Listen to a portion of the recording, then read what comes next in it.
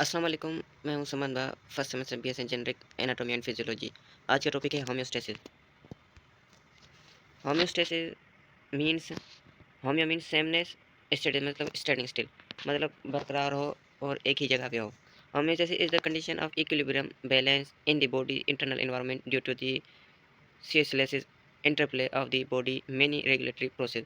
Homeostasis का काम ही है हमारे जिस्म के इंटरनल एनवायरनमेंट को बरकरार रखना। जैसे सर्दियाँ आ जाती है तो इंटरनल ऑर्गन हमारे वैसे रिएक्ट करते हैं और गर्मी आती है तो वैसे रिएक्ट करते हैं। ये मोस्ट इंपॉर्टेंट होम्योस्टेसिस है। इसके 3-4 एमसीक्यूज आते हैं होम्योस्टेसिस के।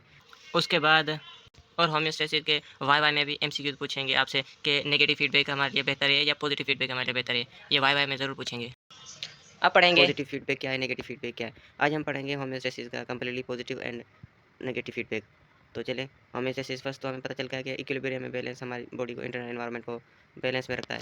तो अब हम पढ़ेंगे ये चार्ट्स हमें दी है कि होम्योस्टेसिस हमारा इम्बैलेंस टू मच हो जाए, या जैसे आप एरो देख रहे हो, एक नीचे एक ऊपर है, ये क्या हुआ है, ये इम्बैलेंस है। तो हमारे stimulus produce change in variable stimulus, जो हमारे रिसेप्टर होंगे हमारे स्किन में होंगे। जैसे एग्जांपल हम टेम्परेचर से मिसाल ले लें। जैसे हमारे रिसेप्टर स्किन ने डिटेक्ट कर लिया, चेंज डिटेक्ट बाय रिसेप्टर जाएंगे सीधे हमारे इनपुट लेके, इनपुट जो लेके जाएंगे वो रिसेप्टर होंगे। Information send along different pathway to central, जो हमारा कंट्रोल सेंटर।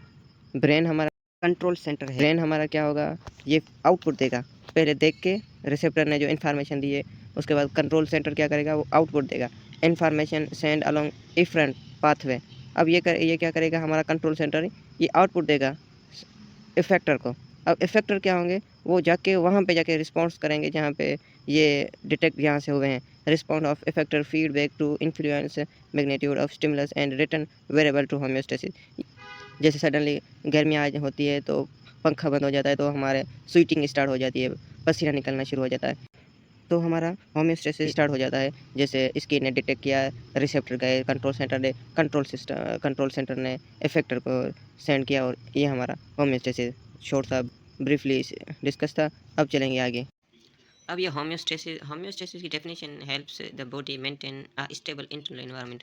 होम्योस्टेसिस मदद करता है हमारे जिस्म के जो अंदरूनी आर्गन है उसको। इसके 3 मेन कंपोनेंट्स है जो इस तस्वीर में भी दिखाई दे रहे हैं और इससे नीचे लिखे पड़े। रिसेप्टर होते हैं, कंट्रोल सेंटर होता है और इफेक्टर होते हैं। अब आगे चलेंगे हम। फीडबैक मैकेनिज्म क्या है अब फीडबैक मैकेनिज्म एक process for exchanging information to improve performance understanding or products. अब ये एक प्रोसेस है जो मुख्तलिफ होता रहता है और इन्फॉर्मेशन जो मिलती है स्किन से मिले या कोई हमें चोट लग जाए उससे मिले। आगे पढ़ेंगे पॉजिटिव और नेगेटिव फीडबैक। उसके बाद ये इम्प्रूव मतलब अब कोई सडनली गर्मी हो जाती है तो इम्प्रूव परफॉर्मेंस को दे समझता है और उसके बाद जाके प्रोडक्ट बनता है हमारा। स्टिमुलस जो स्किन में होते हैं, उसके बाद रिसेप्टर होते हैं जो कंट्रोल सेंटर तक लेके जाते हैं, उसके बाद इफेक्टर जो होते हैं वहाँ तक जाके पहुँचते हैं। ये एक फीडबैक था। अब चलेंगे feedback mechanism in human body. अब negative feedback mechanism, positive feedback mechanisms. Nearly everything is contracted by negative feedback mechanism. जो भी हमारे करीब है वो हमारा नेगेटिव फीडबैक है। पॉजिटिव फीडबैक में क्रिमिन is a much less common. ये पॉजिटिव जो फीडबैक होता है ये हमारा कम होता है, मगर अक्सर जो ज़्यादा होता है वो नेगेटिव फीडबैक होता है। जैसे गर्मियाँ हुए, उसके बाद रोटी खाते हैं कोई, ये भी हमारा। उसके बाद बहुत सारे नेगेटिव फीडबैक्स होते हैं, मगर पॉजिटिव जो होता है वो सिर्फ तभी स्टार्ट होता है जब कोई सडनली जैसे चाइल्ड बर्थ हो गया, उसके बाद ब्लीडिंग हो गई या जहाँ से चोट लग जाती है ब्लीडिंग हो जाती है। ये हमारे पॉजिटिव फीडबैक है। आगे पढ़ेंगे, ये आगे चलेंगे। अब negative feedback mechanism is helping to maintain stability. अब नेगेटिव फीडबैक जैसे हम पढ़ के आ रहे हैं, ये मदद करता है हमारे इंटरनल ऑर्गन को स्टेबिलिटी बरकरार रखता है। It is like a thermostat that turns off the heat when a room gets too warm, preventing it from getting too hot. अब क्या करेगा, जैसे कमरा गर्म हो जाता है तो हमें स्वीटिंग स्टार्ट हो जाती है, तो ये हमारा क्या है, ये हमारा नेगेटिव फीडबैक मैकेनिज्म है। Many biological process like body temperature regulation and blood sugar control. बहुत सारे नेगेटिव फीडबैक मैकेनिज्म जो हमारा है वो कंट्रोल करता है। जैसे थर्म टेम्परेचर है, शुगर कंट्रोल है, रेली ऑन नेगेटिव फीडबैक, ये हमारा नेगेटिव फीडबैक है। अब हम पढ़ेंगे, ये चार्ट है इस तरफ। अब हमें दी है चार्ट दी है नेगेटिव फीडबैक लोग के। स्टिमुलस है जो स्किन्स में होंगे, उसके बाद सेंसरी सेंसेशन होगी, कंट्रोल सिस्टम के पास जाएंगे, ब्रेन जो हमारा है, इफेक्टर जो लेके जाएंगे।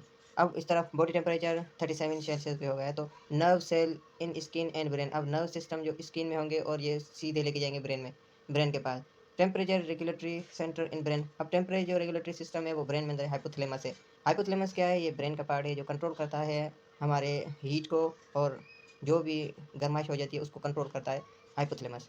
Sweets gland through our body, उसके बाद क्या होगा, पसीना निकलना स्टार्ट हो जाएगा, जैसे वो पिछली स्लाइड में हम पढ़ के आए हैं। अब यहाँ पे हमारा नेगेटिव फीडबैक खत्म हो जाता है, अब होता है हमारा पॉजिटिव फीडबैक मैकेनिज्म स्टार्ट। अब पॉजिटिव फीडबैक मैकेनिज्म क्या है, a process or respond to a stimulus is amplified created a loop that increase the original effect. अब पॉजिटिव फीडबैक ये क्या है हमारा, ये पॉजिटिव फीड हमारा बढ़ा देता है हर चीज़ को, ये हमारे जिस्म के लिए फ़ायदेमंद है। जैसे कोई हम पिछली स्लाइड में पढ़ा है कि सडनली कोई चोट लग जाए तो हमारे जो प्लेटलेट्स होंगे वो एक्टिवेट हो जाएंगे और जाके वहाँ से ब्लीडिंग जहाँ से स्टार्ट हुई होगी वहाँ जाके रुक जाएंगे, वहाँ आके वहाँ पे हमारे वाइट ब्लड सेल जाके वहाँ से दीवार बना देंगे और ब्लीडिंग जो होगी वो नहीं होगी। इसी तरह चाइल्ड बर्थ है वो भी मदर के यूट्रस में आ जाएगा तो कॉन्ट्रैक्शन होगी, ब्लीडिंग स्टार्ट होगी, ऑक्सीटॉक्सिन रिलीज होगा, जिससे चाइल्ड बर्थ ईजी हो जाएगा। ये हमारे लिए जो पॉजिटिव फीडबैक मैकेनिज्म है ये फ़ायदेमंद है। अब ये स्लाइड यहाँ पे खत्म होती है, अब चलते हैं पॉजिटिव फीडबैक पे। In positive feedback systems that output enhance or exaggerates the original stimulus less than 1% of the feedback loops.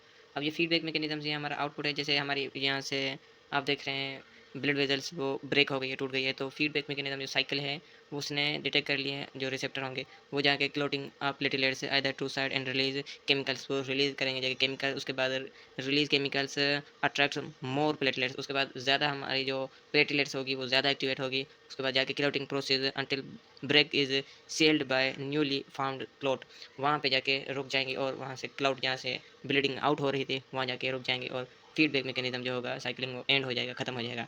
ये था पॉजिटिव फीडबैक मैकेनिज्म। अब ये चार्ट है पॉजिटिव फीडबैक की, a process that increase the output of a system. जैसे हम पढ़ के आए हैं पॉजिटिव फीडबैक क्या है, ये इंक्रीज बढ़ाता है आउटपुट को, जैसे ब्लड क्लोटिंग अभी पढ़ के आए हैं, चाइल्ड बर्थ ये कॉन्ट्रैक्शन होती है और उसके बाद यूट्रस, उसके बाद बेबी डिलीवर होता है, लैक्टेशन माँ से दूध आता है, पेंस्ट्रक्शन ये रिप्रोडक्टिव में काम आते हैं। चारों जो हैं वे ये मैं अलग एक्स्ट्रा वीडियो में सेंड करूँगा क्योंकि वीडियो बहुत बड़ी हो रही है, तो मैं इन चारों को मैं नेक्स्ट वीडियो में एक्सप्लेन करूँगा। अब ये सेमी स्लाइड है जो पीछे हम पढ़ के आए हैं, first second third fourth stage, ये सेमी स्टेज है। तो हमारी वीडियो यहाँ पे ही ख़त्म होती है। थैंक यू सो मच, हमारी वीडियो आपने लास्ट तक देखी। इंशाल्लाह हम वीडियो लेके आएंगे और आपके लिए, तब तक के लिए अल्लाह हाफ़िज़।